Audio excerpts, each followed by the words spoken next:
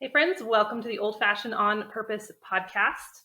As you can see, I have a very special guest with me today. Normally I'm doing these episodes solo, but I'm thrilled to have my good friend Rory Feek with me here on the homestead, live and in person, and I'm really excited for this conversation. So welcome, Rory. Thank you for having me. Glad to be at your house again. Me too. I know. Is this the third time you've stopped by, I think? Yep. Once, let's see, I had once at the house, once at the soda fountain, and again at the house. And then again at the house. So here we are. Now it's time to work together. We hadn't done any work. Yes. So this is kind of like work, but not really. Kind of work, yeah. And like I was saying before I hit record, I don't have, normally I enter these podcasts with a really clear idea. You know, we're going to talk about this today, but I don't know, you and I have had some really interesting conversations over the years. And I feel like there's some nuggets there that we could pull out and just see where the conversation takes us. So I was thinking, so we were at HOA last October, something like that. And in the evening time, we were all just standing around or sitting around talking, and that went really well. So I figured we'd just do that. I think so. Let's just do that. Let's just recreate that. Yep. Sounds good to me. I think one of the things we actually talked about when we were at HOA is that was around the time I was talking a lot about opting out of systems because, you know, the world was changing quickly and there was a lot of conversation around that. And I had been talking on the podcast and online about 4 different systems. And my longtime listeners you'll be familiar with this, but education and food and healthcare and what was the other one? Education, food, healthcare. That's good. Oh my goodness. I'm wondering what the fourth one is. There were 4. Anyway, there's another one. We'll think of it, but they're real important. They're very important. So important that we'll edit it so that you can go to education. Yeah. And then when you get there, she'll just cut that part out. We'll cut it out. But how have you on your homestead, and I've really watched your homestead grow even just since I've known you, it's really blossomed. And I think your vision has expanded. How have you opted out of just some of the traditional systems and what you're doing? Well, the first thing is I think I've opted out system by system without like purposely doing it. In some ways, I just began to research and try and find out a little bit more about certain things. And I just heading down a road, and next thing you know, you realize that you've either opted out or you're dangerously close. Yeah. And so for me, it has been food. We've gone from being a farm that we live on to a farm that's fully alive, growing lots of our own food, and also, you know, there's a whole other thing, growing people and dreams and all those other things. Education, we built our own schoolhouse, and so opting out and sort of rewriting what we want education to be. We are not trying to find the answer for everyone. We're only trying to find the answer for ourselves and hopefully the community. We'd kind of already done it on the healthcare side. My wife was a big essential oils person, and she just always believed, well, we should just take care of ourselves and only really need the sort of the medical side for things that you can't do on your own. And so we've been doing that for a long time, and we have a family doctor who just, he doesn't really prescribe anything but, choices mostly. Yep. And so we've been thinking that way for quite a while. And then, so some of the other things I haven't really laid them out the way that you have, but like entertainment is one for me. And I say that because it's my industry. Actually, I'm from the entertainment industry. And so it's actually the leisure industry. And so as I've kind of come to understand what it is that I do for a living and what it provides for people, because I came from a songwriting and music background and now film and television. It has money. That's the other one. Thank you, Kayla. That's a good one. That's good. Well, I can't wait to talk about that because I've definitely opted out of that. Because we're not making it. We're not making it. Is that how opting out works? That's good. Yeah, you just don't do it anymore. You don't have to be taxed when you don't make it either. So on the entertainment side, we've been opting out little by little, which is just to say, I love in Wendell Berry's book, The Unsettling of America, and I think it's in some other ones. He talks about the crisis of character, and he talks about how we basically come to a place in the world and in society, especially in American society, where we sort of have two things that we do. I think it's just eating and entertaining, Yes. and being entertained, actually just leisure and food. And they're all taken care of for us. Yes. There's a whole industry that their whole job is to entertain you so you don't have to. And for me, that's a little convicting, because it's like, wait a minute, that is kind of my job, to entertain you so you don't have to. And I think there are some good things about it and some not so good things. So we have been kind of reimagining entertainment for people, like what we do, what I create.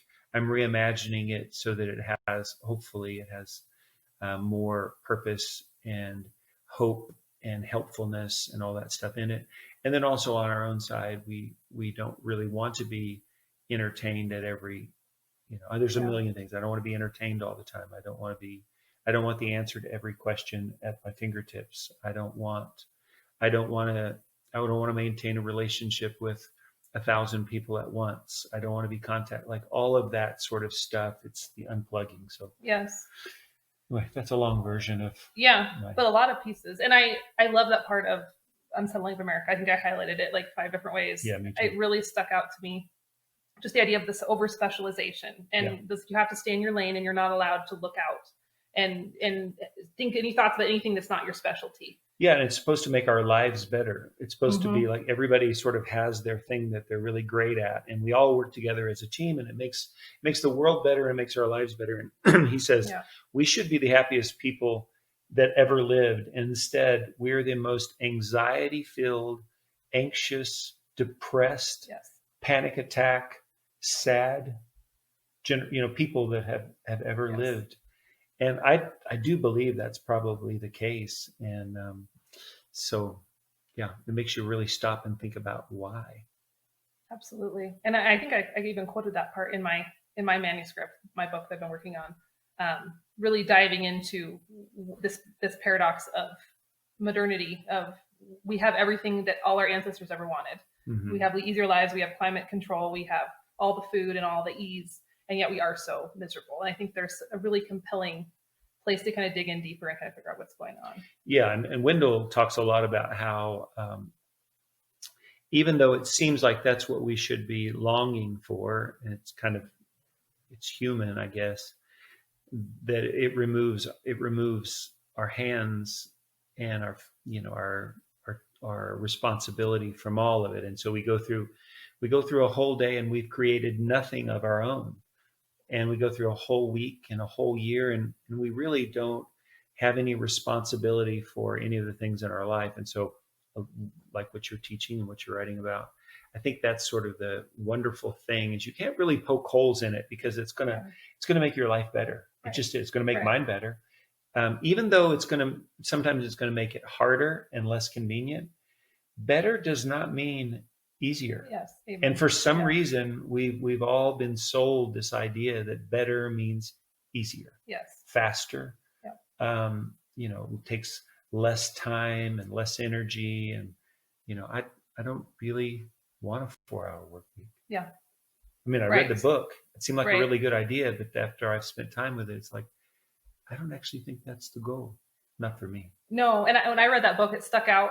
I think the one thing I remember is he was talking about how hard it is when you finally get to that point and you have the 4 hours. He's like, people kind of have a meltdown because they don't know what to do with all the extra time. And he was giving strategies on how to work through it. But my thought was, I would totally have a meltdown, number one. And I don't know if, 4 hours I need more than 4 hours to keep me operating. Think if it were me, I think I think the idea is they've sort of subbed out everything else. Yeah. So that you have people helping you from other countries and doing all these small tasks and all this stuff, so that you only have 4 hours of time. My guess is if that were the case and it was running so well, I would create another whole bunch and I'd do another 4-hour life or career or whatever it happens to be. And I don't think it'd make me happier. Yeah, I don't either. I think we need that element of healthy struggle and hard, and that keeps us most healthy as humans. Mm-hmm. So talk to me a little bit more about your idea of reimagining the entertainment, because honestly, when I read that part in Wendell Berry's book, I was like, those entertainers. And then I never thought of it from, people who who outsource the entertainment. And then I'm like, but you are Yeah. an entertainer. And I didn't Yeah. ever think of it from that angle. So how do you think through that? Well, I mean, that is an interesting. So entertainment does not just mean like music and television. You know, entertainment just basically means everything. I mean, everything that we do, to me, it seems like it's everything that we do that we grasp for that can take us away from our lives, Mm-hmm. you know, which is golf, Yep. Sports, watching football, going there's a million things that take us away. And so all of it is entertainment. You know, it's the games on your phone. If you Yes. play game, it's everything sort of has turned into distraction, and entertainment's Yes. what's really good at it. Entertainment just means their business, I think, is doing that. And so for me, being a songwriter, and then my wife and I being singers, and then I've made television and film and things like that, you start to realize that I've had a big conflict for a long time, because it feels like what I'm doing, in particular, when you're filmmaking or you're making, you know, whether it's YouTube videos and stories or television series and episodes, you're asking people for time, which is basically what your Yes. podcast is. Yes. Whatever it is that we're doing and we're making, we're asking people. This is entertainment. I mean, it Yes. really, even though it's learning, it's also entertainment. It's distraction from other things. And so it took me a little while to understand the responsibility that comes with that. And it used to be on my side, it just felt like, oh, well, our job is to get if it's a song, have success so you can get as many 3 minutes of as many millions of people at a time, and then you can make the most money from the song that you have. It's a big success. But over time, you start to realize that what gets the most attention is the stuff most of the time that isn't good for us. Yes. It's the videos that mean nothing and do nothing, but you can't help but watch, or the train wrecks in front of you. Yes. That it's all the clickbait and a million other things. And so on the creative side, the way that I've been trying to reimagine it is, first thing is, do I have to make things that require people's time? That's a tough one, because it requires time. And if I do, we started a sort of a film company a couple of years ago, and our like motto, or whatever it's called, content with a conscience. And so the idea is it getting clicks or getting views is a really sad, for me, it's a sad way to tell whether you're being successful or not. Because if you want them, I mean, for me, like if I'm making something, if I want the most clicks, I probably just need to have Indiana in it. Yeah. Or I need to do something really, really dumb or shocking. Like all of those things will, yes. And so for me, it's like, I don't want the most views. I really want to make something that could be helpful. Yeah. You know, and so as long as I follow my conscience and feel like this means something to me and it matters, and then I take a responsibility for, if I made something that's 3 minutes long or 13 minutes long and I'm sharing it, I'd like to think that it could make somebody else's world a little bit better. So that's one way. And then on the other side, it's just constantly removing those distractions from our lives, from my family's life, and kind of reimagining the whole idea of the things that used to keep me busy. I'm not really interested in most of those. I don't really want, I mean, all the way around. It's like this last year, I sold our really nice King Ranch truck and our Suburban, and now all I have is a 1954 Oldsmobile that we drive. And the reason is that I want to experience the climate that I want to remember. You know, I'm at a season in my life where it's like, I don't want to be able to necessarily just run from my house into a car that's perfectly warm in the wintertime and I don't even have to think about where I'm going. I can go anywhere I want. Instead, now it's just created a different experience for me, where it's like now me and Indiana have 2 blankets we keep in there all the time, just because it's really, really cold, and it's not going to warm up to where like 10 or 15 minutes down the road. It's not going to warm up that much. And then, and it's really hard, I don't have power steering or anything. So it makes me think twice about, do you want to go meet someone for dinner in Cool Springs or wherever it happens to be? I don't know if I do, actually. Yeah. Or do we want to go, do we want to go, look at books or go to the park or something? And so part of that decision was the idea of community, and I want to be in the community. And so that was just a choice that I said, well, one way for me to be in the community more is to make it harder for me to leave.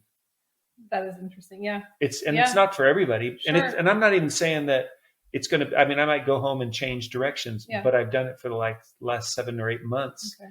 And it's made my life a little bit richer. Yeah. And so there's a bunch of those kind of choices. Like I went to a flip phone a few years ago, and I can't do texting and all those sort of things, in an effort to go back in time, because I forget, like even driving here, I don't have GPS. So I had to get on a computer last night. I had to write out directions manually, write out. And then when I was going through Denver on the way here, it said I got to get off on 76 and then get on 25. And 25 never came. It was like, there's no 25 north. Well, and then I saw 25 south, and I kept driving. I'm headed somewhere east. And then I turned around and there's still no north. And so I finally had to go like, what do you do? What did we do before? I know. And it was, so I finally, I have a Rand McNally in the car, but I ended up just saying, well, back in the old days, I would just get off and turn right, keep going until I hit a big road, and then try and work my way. And it took a little bit of time, but for some reason, life feels a little bit better, at least for me right now, just trying to simplify. And all of it is, it all can be sort of entertainment and distraction and stuff too. So plus my little girl's paying attention to what I'm doing, and it's hard for me and it's harder for her, because kids are so much more in tune to, like, everything is like, sweet candy for them. It's like she's learned recently what Coke is, Coca-Cola. Oh yes. She didn't have a Coke until like a year ago, and now she's had a couple of things, and so while we're driving here, she goes, "Papa, guess what my favorite?" She said, "This is her way of." She's smarter than she wouldn't just say, "What's my favorite drink?" She would say, "Papa, what's your favorite drink?" Because she's getting to hers. Well, my favorite drink is Coke, Papa. I love Coke, and she just like lets it linger right there for a while. And you know what? It's really, really good. That first drink or two or whatever it is. But she's too young to understand, but it's not really, really good for us. Yeah. So in moderation here and there, it's a process. Yeah. And the entertainment isn't wrong in and of itself. It's not wrong. There's nothing wrong with it. It's just, it's too much. When it's too much, it's all we eat. It's all we consume. Yeah. It's not good. And it is what's happened now is like, it used to be entertainment had its places. It was, a long time ago, it might've been, entertainment was sitting on the porch with neighbors, and that's really what you had. And then you could listen to the radio, and there were radio programs, and your family gathered around. And in the 50s, 60s, you were gathered around a television set in the evening, and there was particular times. Now it's you're in the grocery store, and in that 7 minutes while you're just sort of waiting and they're scanning all your stuff, you're catching up on everything else that you have. Yeah. We have so much more coming at us now than anyone has ever had before. So it's not that it's bad, it's that it can be very, very, very bad for us. And I think we just have to become conscious of it and aware. And that's why I love what a lot of homesteaders are doing, and what you're doing, and like writing your book, is trying to just help people become aware. Because I think most of us are just running through life going, why am I unhappy? Yes. Why aren't I happier? Why am I unfulfilled? And I think you and I know better than some why we're not as happy sometimes. I came across a quote the other day. I think it was Joseph Campbell, and he said, I'm going to butcher it, but something like, I don't think people are searching for the meaning of life as much as they're searching for the feeling of being alive. Hmm. And I feel like definitely when I heard that, I'm like, that's in essence why we started homesteading. And I didn't know it, but there's something that when you're out in the garden and you're sweating or you have your fingers in the soil, you feel you're more aware, you're more awake. And I think even when you're driving your old car with blankets, it makes you more aware. You have to be more present. Or I've been thinking a lot about GPS lately because I use GPS like crazy. Yeah. And we were at a basketball tournament a couple months ago, and I had relied on my GPS. I didn't even know where I was in the city. I didn't know what direction it was. I didn't have any idea, no bearing. And my phone battery was dying. And I thought, if I don't find a charger, I have no idea. I don't even have a clue how to get out of the city. Right. No idea. And I thought, I don't like that feeling of how dependent and how mindless I was.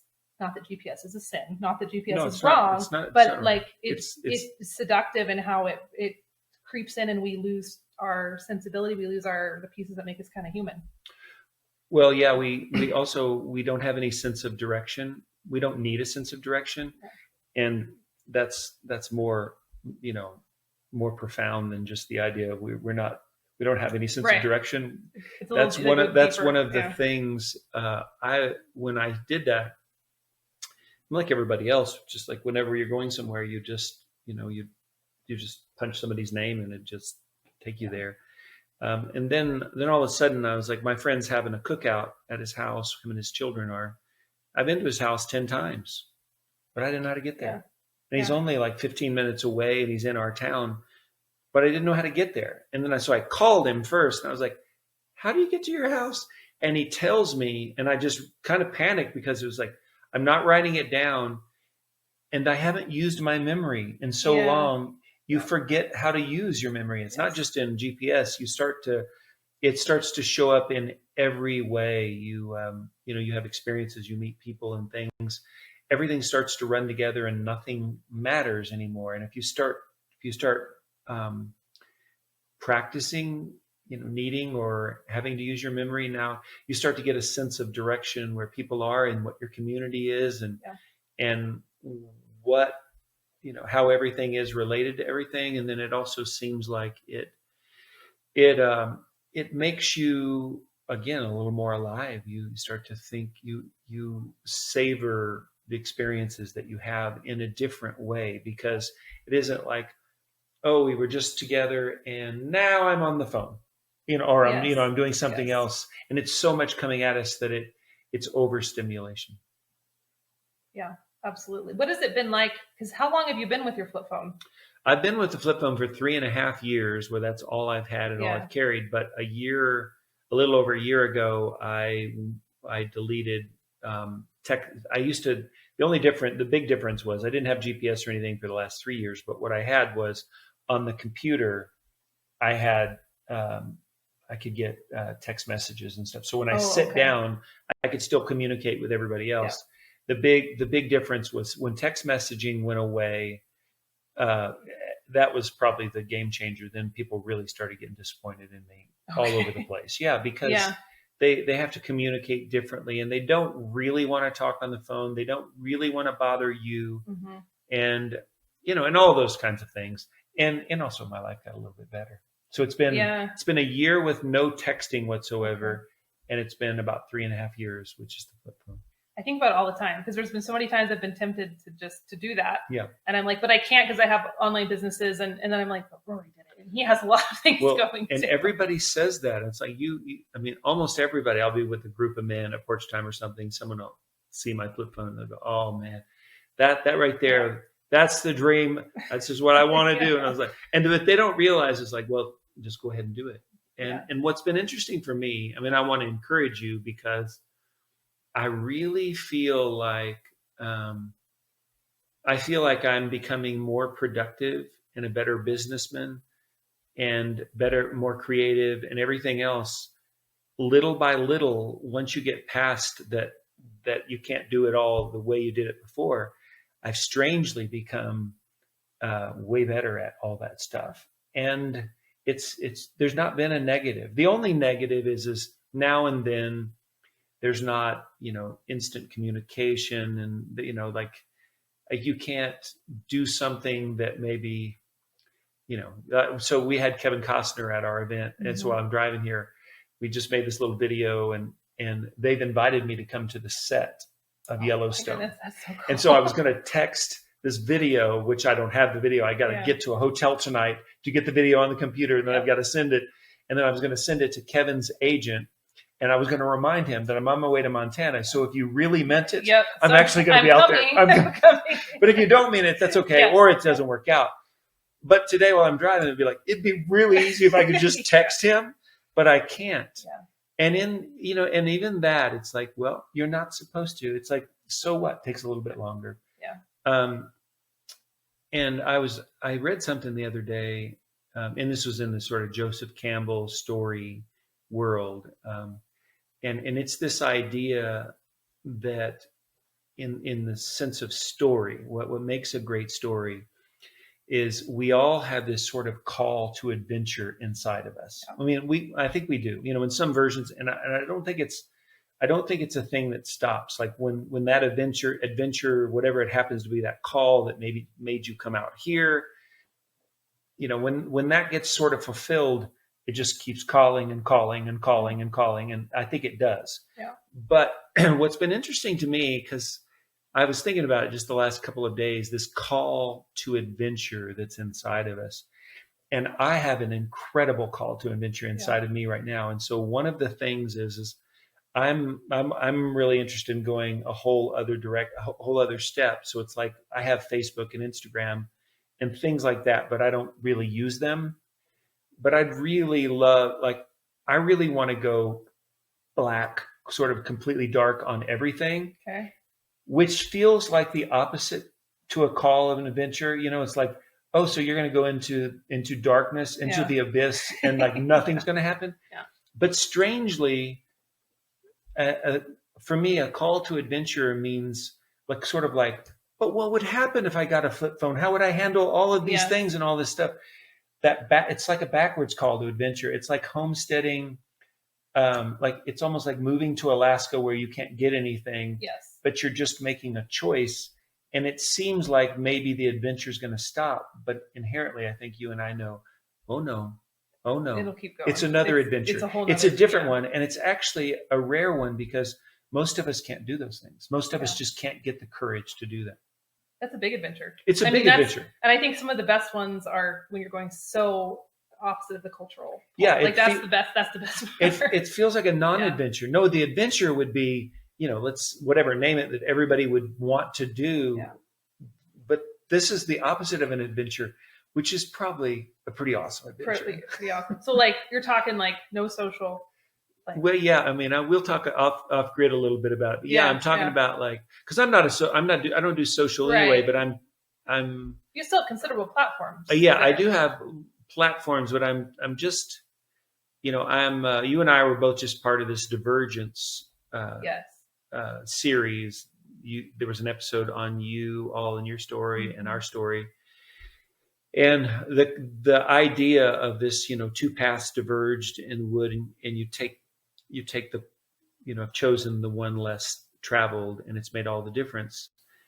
And I think I'm very, very interested in the road less traveled. And as it's really easy to look around like the road we're all on. Yeah. And so I'm questioning, is there business models that don't look anything like that feels like the same thing? It's like it's a call to adventure because it just feels like, how in the world would that work? Yeah. So I think it's those kinds of things of trying to reimagine how could you reach an audience and impact and encourage people without being, for me, I'm not very political and I'm not a big business guy or anything else, but I do know I love making stories and sharing videos, but I don't really love that in order for me to make any money, you have to sit through, some crazy commercials that I wouldn't want you to have to sit through. And just all these sort of things where you feel like you're part of a company's business and they're really just taking advantage of everything that you do. They could care less about it other than you've got a big following or something. So I'm just trying to reimagine what else could we do? Yeah, I like that. Mm-hmm. Yeah. Opting out of the opting out. Like Yeah. you're just, yeah. Just continue opting. Yeah. And I actually don't think, I like your idea of opting out, but I actually feel like there's something powerful about this concept of like opting in, because because where you're going actually is incredible. It just feels like, because culturally you're opting out of what everybody else is doing, but I think it's really more exciting for me. It's exciting to think about having the nerve or the courage to go where your gut kind of tells you should go. It's like, this is the right thing. I don't know how it's going to work, but it feels right. That feels like it feels like when you through your life, when you just, no, I'm going to choose my family in some situation. It's like, there's no way that's not a right choice for you. You might have missed out on some business opportunity, but I'm going to choose my marriage or whatever. It feels like that kind of thing where it's filled with goodness. You don't know how it's going to work out, but it's the right thing. Yeah, absolutely. That's good. Hey friends, I want to interrupt this episode for just a sec to answer a question that a lot of you have been asking me lately, and that is, do I still love my Harvest Guard reusable canning lids? So last year I did a video about these lids and it kind of went viral, and we ended up creating a backlog of orders for the Harvest Guard company. So it was kind of crazy, but as a result, a lot of you watched that video and were curious to know if I still like these lids all these months later. And my answer is yes, I absolutely do. I love that I can buy them once. I don't have to rebuy them constantly, which right now in this world of crazy, unforeseen shortages of materials, that's a huge bonus. Also, the sustainable part of me just really likes the fact that something isn't going into the garbage every single time I open a jar of home canned food. I will say my one caveat with these lids is that they do have a little bit of a learning curve. So I would recommend that you can your first batch with water. And if you want to see the whole process of how they work, because they're a little bit different than your typical metal lids, I'm going to drop a link to that video where I showed you how to use them down in the show notes of this video. But if you want to try them for canning season this year, you can do so over at theprairiehomestead.com/canning lids. And if you use code HOMESTEAD, you'll save 15% on your order. Now, back to our episode. Let's talk about divergence. Let's talk about divergence. Yeah. I loved your, first off, I loved your episode. I loved your episode and your story and all the things. If people haven't seen it, you should definitely see your story. It's really beautiful. Thank you. I just watched yours yesterday. It was awesome. Like, yeah, it was special. Yeah, Ben Roberts and Justin, they've just done a great job of creating. Justin's done a great job of creating the concept, and then Ben has done a really good job of executing it really, really well. And what I love about it is, like, they're not, yours is not a homesteading story. Yeah. Mine's not a homesteading story. It's like, there's really no homesteading going. I mean, there is, but not really. It's not really what it's about. Yeah. Just as I kind of have this feeling that, homesteading is really not about homesteading. Right. It's much bigger than that. Yes. And that's what, I don't know, that's where I feel like I'm being called in my platforms lately. I mean, I always have the homestead foundation, but I'm really like, where's the deeper concepts? How can we take this to a broader, not just a broader audience in terms of marketing, like not even that, but how can it apply to bigger principles and bigger ideas? Because I feel like the gardens and the chickens were just the beginning. That was just kind of like the outer shell of how important these concepts are and how they can really develop us. And that's what I love about Ben, is he's like, the homestead's cool, but like, where's the root? Where's the excitement in this story? Yeah. Yeah, especially as I get here, your mother just walked in the door right after me, and it was like, I've met your sister and now your mother, and I was like, oh, I love it. I love the way, life is so complicated and beautiful. It's such a big, beautiful mess, and I happen to live on a farm. We have 100 acres, and we have my sister Marcy and her family on one side, and my sister Candy and her family. And a lot of what I've talked about a lot is this idea of, there's the reimagining, health and education and food and stuff. But really what we're trying to do on a larger scale is reimagine family. Yeah. And it's mostly because we kind of grew up in trailer parks and just a very difficult childhood. But we watched the Waltons and Little House on the Prairie and things from the 70s that spoke to our hearts, even though they were imaginary shows, that were meant to pull heartstrings and all that stuff. They did, and what they did was they gave us a sense of there. There feels like there could be more than what we have, Yeah. and so they just helped us over time to move towards something better than what we've known. And so now that we're all together, it's like we get the opportunity to go from the idea of family all being Yeah. together and maybe working together and dreaming together and homesteading together and businesses and all that stuff to actually doing it. And that's a big muddy mess, which I'm super excited about because it's the really good stuff. You Yes. I don't want to homestead alone. I Yeah. don't want to live life alone. Like I want to, when my time is done, I hope that there's people around me that I've somehow been part of planting more than just seeds in the garden, planting seeds in the hearts of people around us, and their lives are somehow a little bit better or brighter or filled with more hope. And so my family being close by, that's been really fun for me. Not always easy, but Sure. it's going really well. Yeah. It's always whenever we're at your house, I think it's just a fun dynamic to have just the crew. They're fun to hang out with, and they're just neat people, and it's cool to see how they keep the place running. Just it's really neat. Yeah. And I think it's fun for me because I bought our farmhouse in 1999 and it was just this rundown old house and, a couple of sort of fallen down barns.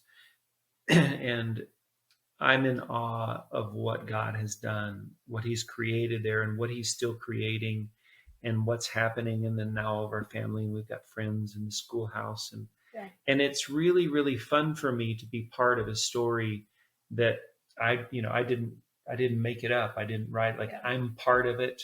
They're part of it.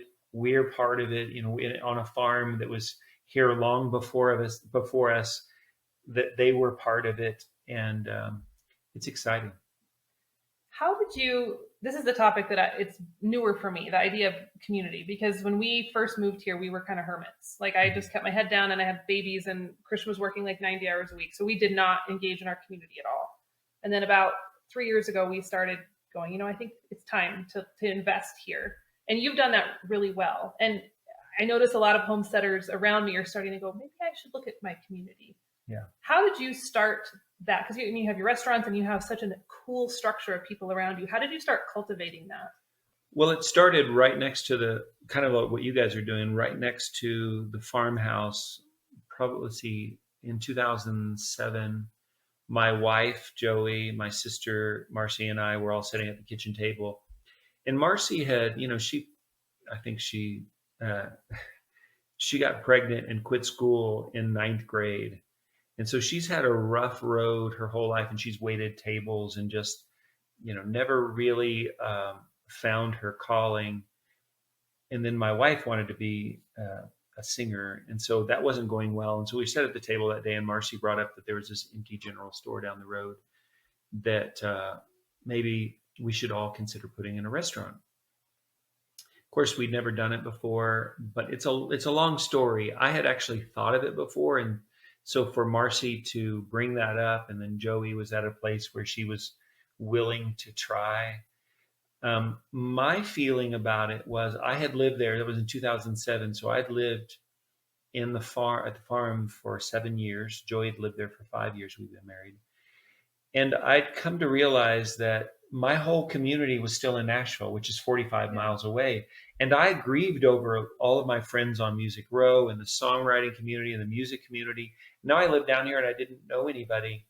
And because the culture, the world is so different than it used to be, where are you going to meet them? In line at Walmart? You don't really have places too much to meet them. And so we thought, well, one thing that could come out of it is maybe if we open this little restaurant, we would meet some neighbors. Okay. And we might be able to feel like we're part of a community. We weren't very good at going door to door and just saying hi. Yeah. We couldn't do that. We didn't feel comfortable doing that. But that's what happened. Pretty soon we met neighbors, and then those neighbors met neighbors. And that little step transformed not just the community, but it transformed our lives. And our lives got richer because we met all these people around us, and it felt like we weren't just living and doing life on our own. We were part of a larger community. And then over time, I guess about 3 or 4 years ago, um, we live technically in Columbia, which is about 12, 13 miles west of us, is the actual town. We're on the very outskirts of the county, but we're part of it. But we've never been part of it. We're kind of stuck in between a bunch of towns. So we kind of feel like townless, communityless in that sense. But about 3 or 4 years ago, I felt a change going on within the community, within the town. I could see that it was starting to be revitalized on the square. I met a couple of guys who opened a coffee shop who just felt like they were trying to breathe new life into our community. And so little by little, I started pouring in more time and more energy and friendships and stuff. And then we ended up opening another restaurant there in town, right on the square, and then another building nearby, and really just investing time and energy. And it has been absolutely transformative. Yeah. Like, it's incredible. That has been the neatest thing for me is we lived there a long time, and it was good and it was fine, but we weren't part of a community. And we were kind of we were starting to be part of our small community, but then we got to be part of larger, not a great big community, but the area that we're in. And that has made a real difference in my life, my family's life, and in the lives around us. It's been really neat.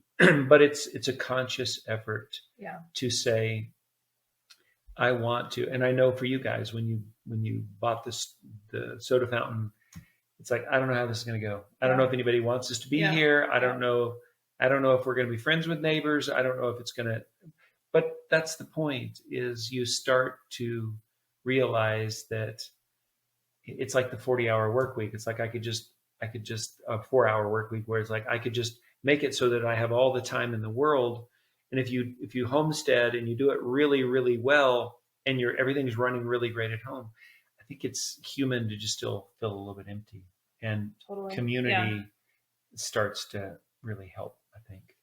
And I think maybe in the homesteading community, I know we say a lot of things like self-sufficiency and self-reliance. And I think it's easy to get so focused on the home and the homestead, which are beautiful places, that we sometimes, I know I forgot about the richness. And it has, I know for us, like you said, it's been incredibly rich. Yeah. And, getting to know people, and Chugwater is a quirky little place, but we've found the best relationships there. And I mean, sometimes they're hard, and sometimes you work through bumps in the road, but it's been really worthwhile. It's been good. Well, the other thing about like self-sufficiency that I've learned over time, I started to realize, okay, so I have a tractor in my barn, and I've got a bush hog, and my neighbor Rich has a tractor in his barn and a bush hog, and I've got all the tools. I've also got all the woodworking stuff, and he's got all the woodworking stuff, and so does that neighbor, and so does that neighbor. And I started to just realize, it seems like Home Depot and everybody is trying to basically teach, they want us to have everything and do everything. And as we become more self-sufficient,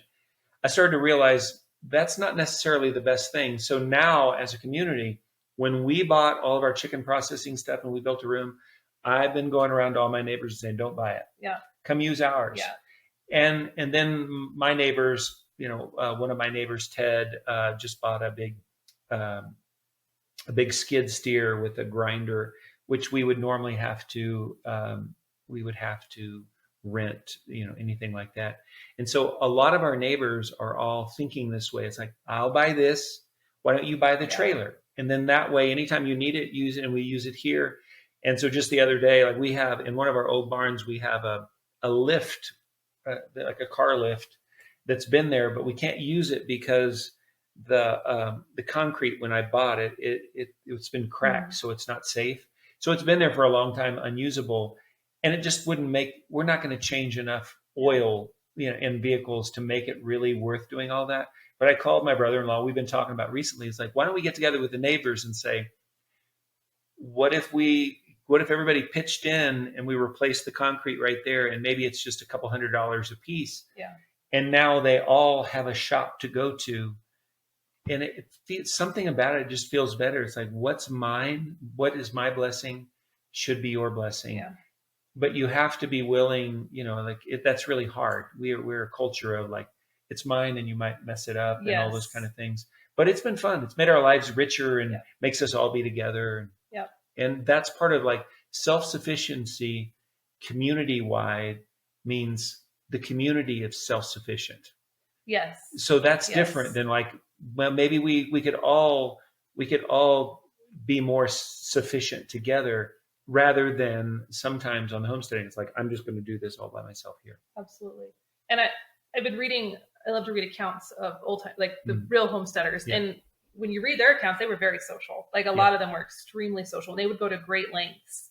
I think about how many times when we have plans and I'm like, I just don't really feel like going out tonight. So you call it off because it's just been a long day. But they were traveling 10 miles, 20 miles just to go to a barn dance after they've been working outside all day. Because I don't know if they knew the importance of community, maybe not consciously, but they knew they needed that. Yeah. They didn't, they weren't looking at the science behind it, but they knew that it was really important. And so I think I've had a couple people say, I don't know why you bought the soda fountain. It has nothing to do with homesteading. I'm like, it has everything to do with homesteading. That community investment is 100% homesteading. I think so. It's difficult because even like I love reading all those things too, but I think one of the differences is all of those families on all of those farms and all those homes and stuff, at the end of the day, they're all basically sitting on their porches and the light's going to go off, and they're longing for community. They might have some community, but it's a big deal. And now it's just a big pain in the butt to go all the way there. It's because we have so many other options. Yes. It's like, well, this new show's on Netflix. Yeah. I could just stay home and probably be more entertained. We've just forgotten what those things are like. So what it actually has to have happen to be successful is more people have to unplug a little bit more, and they'll long for it. But sometimes just start on your own. So we have a concert hall at the farm, and that's kind of one of the things we try and do with it is we'll have a square dance there, very much like, it's like, is it work? It's work, and all those kinds of things. But it feels like it makes our life a little bit richer to try and create opportunities to be together. And, it's the way it was done for a long time. And I feel like maybe it was better then. I think so.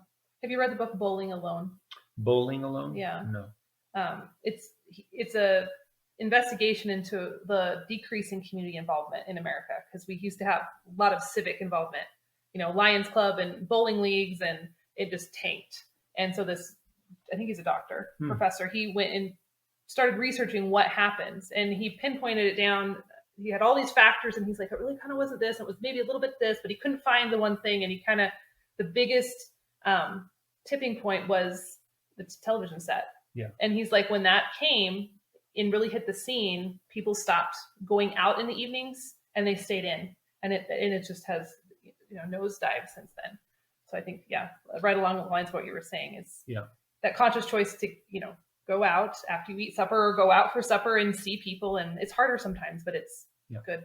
Yeah. Well, and now it's so complicated because turning off the TV it used to be, if you said, well, we don't have a TV in our house, it meant something. Mm-hmm. Nowadays, it doesn't really mean anything because TV is a million things. Yes. It's a million things. It's harder. And I don't think it's any accident that it's harder. It's not that I think that there's some big conspiracy. There might be. I think the conspiracy is basically, how do we get all of your time so that we can advertise to you more and get you to buy? And that's just the whole thing. It's like, I don't want to be a consumer anymore. Like I want to figure out, can I live on less? Not because I'm out of money. I mean, maybe we're out of money, but it just feels like I'm just questioning all those things. Yeah. And so a lot of like, I don't want to be advertised to for a bunch of stuff. I don't need more. I want to think about whether I really need things. And if I don't get my act together, my children have no chance. Yeah. So just working on those things. Yeah. Oh, and another thing I was going to say is it's a long story, but when I get to talk to you about the channel stuff that we're working on, and the entertainment part of it.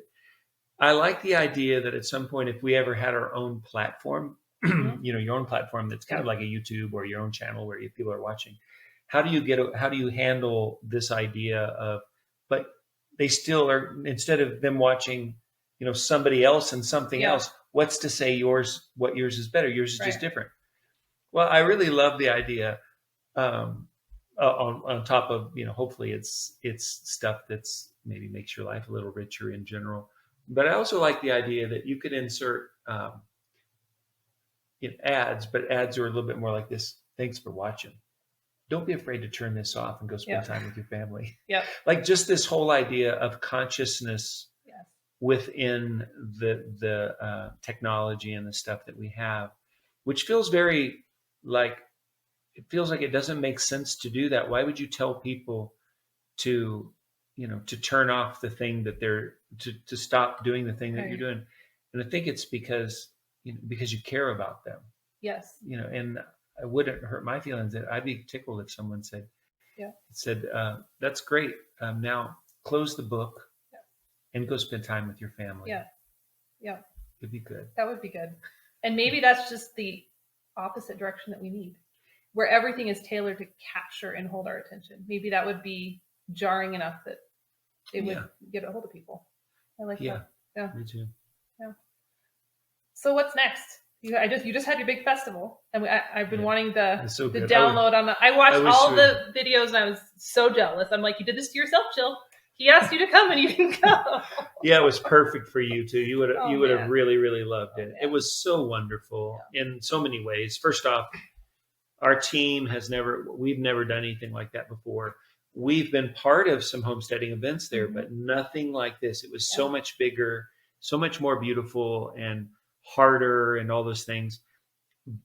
But on the other side of it, when it was happening, as soon as it started happening, we was like, this is bigger than we thought. And also it was like, oh goodness, this is way better than we thought.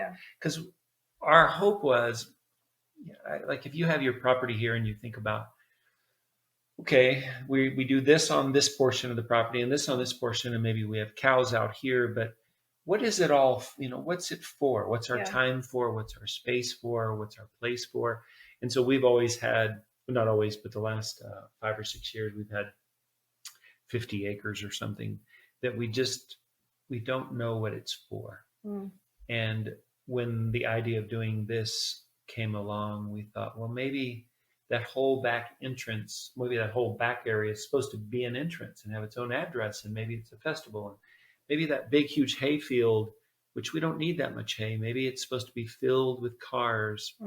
And what we do in the concert hall, which is to have an hour and a half of like impactful time in an evening together, what if that could spread all over the place where people are learning and being encouraged? And so when that happened, it just felt like a light bulb went out, and all of us went, oh no, this is what we were born for. This is what the farm is supposed to be.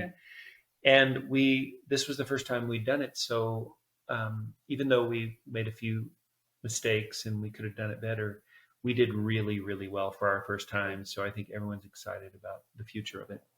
And I'm just encouraged on my end, just where it's going to go, and that it's also, it's so good. It's so good just to, I'm always, this about me. One of my struggles is I don't really want it to be about me. Yeah. And when you're the face or the teller of the stories, it has an inherent way of being a lot about you.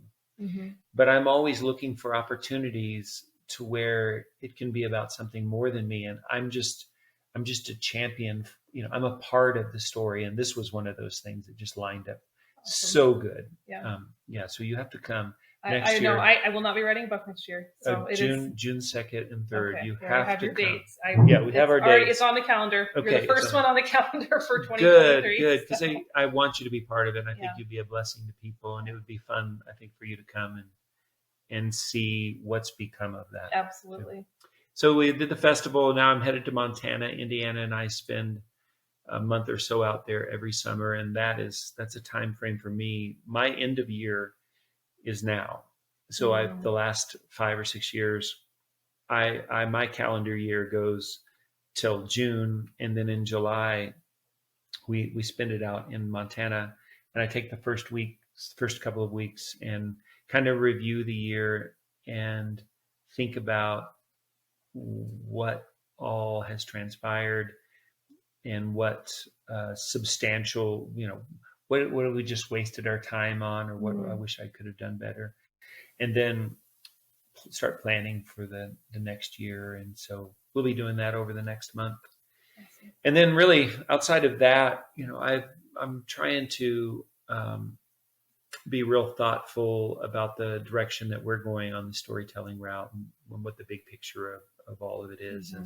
So we've been working on an over-the-top network, its own channel and app and all that stuff. So we've been working on that since about October, November. And it's coming along really well. It's called the Homestead channel. So if it is meant to be, maybe by about October that will launch. Okay. If it's not meant to be, you'll still be wandering around. People will be going, well, whatever happened with that? But that's probably the biggest thing we're working on, is this whole kind of ecosystem where everything could live differently. Yes. Everything that is different could live differently, and you could maybe reimagine. It's not just entertainment. You could reimagine the experience of, it's like your website. You've done a really good job on yours. But mine, I came from this music world where Joey and I had a musician website. Mm. And then now all these years later, it's still kind of like, I'm a singer, come here, this is where my music is. Yeah. And then if you want to come to a concert, but I don't feel like I'm that anymore. And so it always feels kind of icky. And so we're kind of reimagining what all that could be and where we're going, and also the content and the stories that we're making. So it's exciting. I'm excited. Yeah. We're going to slow down. Yeah, that's what I say. No, are you really going to slow down? Yeah, we're going to slow down. Okay. But what I mean by that is that the number one thing that we're going to do is all the content and the stories that we're making is like this channel. Like, the concept is like life streams here. Oh, okay. Not television shows, not series, not programs, live streams here. Okay. And one of the things, do you know what slow TV is? Have I talked to you about slow TV? Maybe. Well, it's so the idea is we've begun making some things, which I'll show you if we have a little time before we have to head out. It's just the idea that what if stories in television, or your experience of like watching something, could be different than what you think it is. Okay. And so for me, it's sort of reimagining that. So when I say we're going to slow down, we're going to slow down. Okay. It doesn't mean that we're going to be less ambitious in the things that we're doing.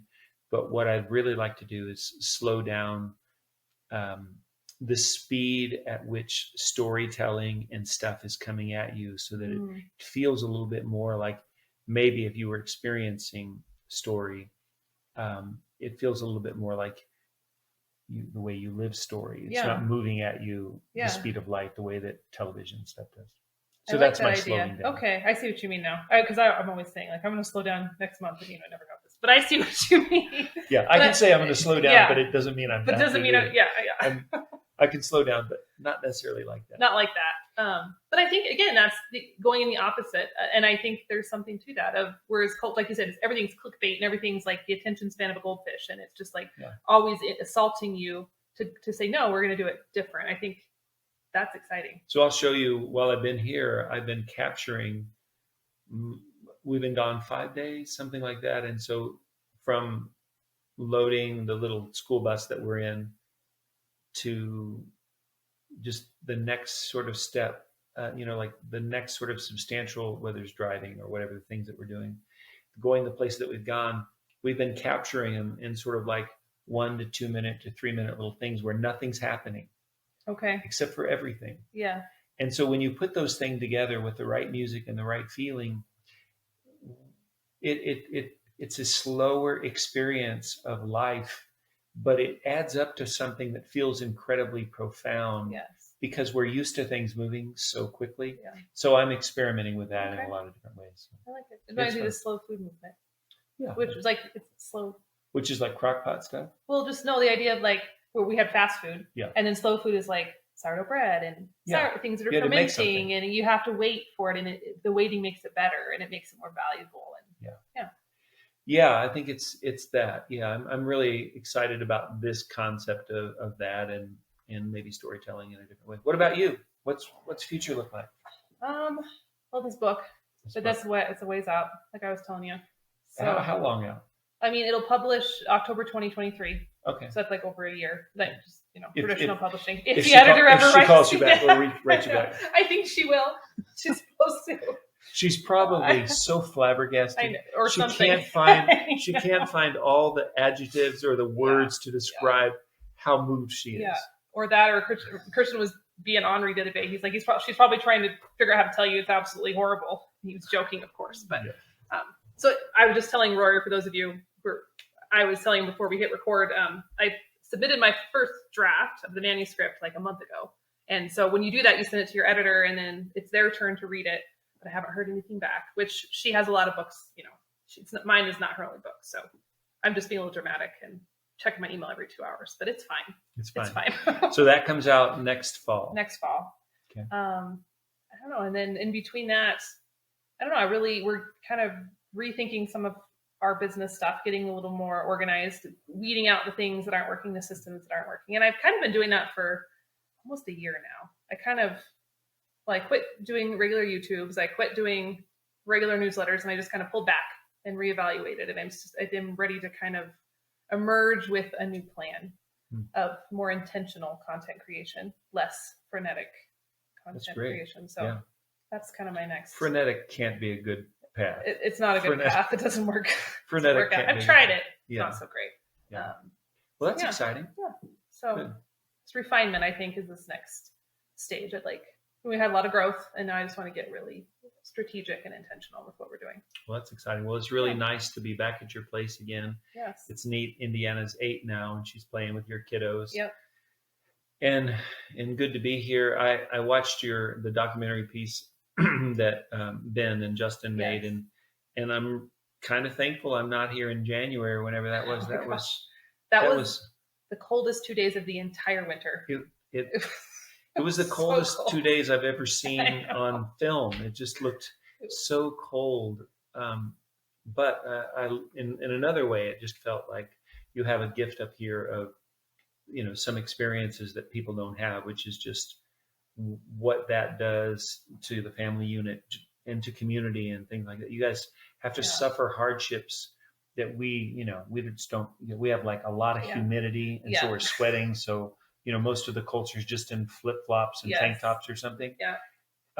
But yours is we could freeze to death on the way to Cheyenne. Yes, if we're not careful. You can. If you run off the road, you could. And your animals could all die. Yes. All that sort of stuff. So I think it's wonderful. Your place is beautiful here. Thank you. When people ask why when they see that on video or they hear us talk about it, they're like, why do you live there? And I mean, that's a good question. Fair. I think it goes back to that doing it the hard way. Sometimes it just makes us feel more alive. There's something, maybe it's a little sick and twisted, but like when you go outside and it's really cold, it's not fun, but then you come back into the fire and the soup and it's cozy. And I don't know, there's just something about the struggle I think that we crave as humans. I think we need that. And the reality is that we'll always find other places. I don't know if you're this way, but when you go somewhere, Joey and I, when we'd go out to Montana in the summers or Wyoming, we'd spend time. Of course, we were in Jackson Hole, so there would be places like that where you're out there, and we would get messed up every single time because we would think, I wonder if, and then you'd be there a couple of days and you just come to the realization like, no, it's the trade-off. It would be wonderful. There were a bunch of things that we loved about it, but you would lose so many things. Same thing when you go to the beach every once in a while, you just be like, wow, like this feels like, how much closer to God could you be than like just the waves coming in and just certain times and places that you go, but it costs too much. And so we've learned, or at least I'm trying to learn to and Wendell Berry talks about this a lot, the power of place. Yes. It's not just choosing, I'm a big believer in, that old adage is like, it's location. Yeah. And it isn't that you have to choose the right location. It's that you have to choose to live in the location you chose. Yes. Most people are all thinking, man, if I was only here or there, or if I had more land or whatever it happened to be. And I think one of the keys is that we just have to choose to live, to truly, truly live where we're living. Yes. And you'll find happiness. So it's like, it doesn't matter if it's colder here, more humid there, whatever it happens to be, your place will turn into an incredible place if you choose to live there. Yes. To really live there. Oh man, I couldn't agree more. I don't think I've said this publicly, but about 2 or 3, or maybe it's 3 years ago, we were ready to move to Montana. We had a realtor. He'd come to look at this place. We had ranches picked out, big, pretty ranches and gorgeous parts of Montana. And we were ready. We were looking. We even drove up to Sheridan, Wyoming, and looked around there. And then not too long after that, I don't know, nothing kind of felt exciting. So we just decided to press pause. The soda fountain idea came up. And obviously we chose to stay here.